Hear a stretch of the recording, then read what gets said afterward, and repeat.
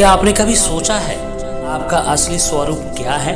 क्या आप ये शरीर है या शरीर के भीतर कुछ और भी है? भगवद गीता कहती है मनुष्य शरीर नहीं बल्कि आत्मा है। लेकिन अब सवाल ये है, आत्मा आखिर है क्या? आत्मा दिखती कैसी है? क्या उसका कोई रंग है? आत्मा रहती कहाँ है? सबसे बड़ा अहम सवाल है, उस आत्मा को जागृत कैसे किया जाए? श्रीमद् भगवद गीता में भगवान श्री कृष्ण अर्जुन से कहते हैं, नैनं छिन्दन्ति शस्त्राणि नैनं दाहति पावकः न चैनं क्लेदयन्त्यपो न शशयति मारुतः। अर्थात भगवान श्री कृष्ण कहते हैं, आत्मा को कोई हथियार काट नहीं सकता, अग्नि जला नहीं सकती, पानी भिगो नहीं सकता और हवा सुखा नहीं सकती। आत्मा अमर है, शाश्वत है और अविनाशी है। शरीर बदलता है लेकिन आत्मा नहीं बदलती। आत्मा कैसी दिखती है? शास्त्रों में बताया गया है कि आत्मा का आकार बहुत ही सूक्ष्म होता है। उपनिषद में कहा गया है कि आत्मा का आकार बालों के 1000वें हिस्सों से भी छोटा है, इसलिए इसे आंखों से देखा नहीं जा सकता। कुछ ऋषि मुनियों ने ध्यान में आत्मा को प्रकाश की छोटी सी ज्योति के रूप में अनुभव किया है।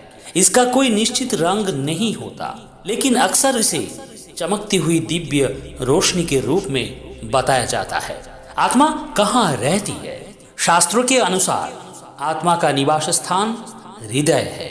यही कारण है कि जब मनुष्य जीवित होता है तो उसका शरीर गर्म और चेतन रहता है, लेकिन जैसे ही आत्मा शरीर छोड़ देती है, शरीर सिर्फ एक निर्जीव वस्तु बन जाता है, ठंड होने लगता है। अब सवाल है, आत्मा को जागृत कैसे किया जाए? श्री कृष्ण कहते हैं, मनुष्य जब ध्यान, भक्ति और सत्कर्म करता है तब उसकी आत्मा जागृत होने लगती है। इसके लिए कुछ सरल उपाय है। रोज कुछ समय ध्यान यानी कि मेडिटेशन करें, भगवान का नाम जप करें, सत्य और धर्म का पालन करें और दूसरों को ठीक है, आस्ते आस्ते सेवा करें। धीरे धीरे मन शांत होगा और आत्मा की दिव्य चेतना प्रकट होने लगेगी। इसलिए याद रखिए, आप ये शरीर नहीं है, आप वो अमर आत्मा है जो इस शरीर में कुछ समय के लिए आई है।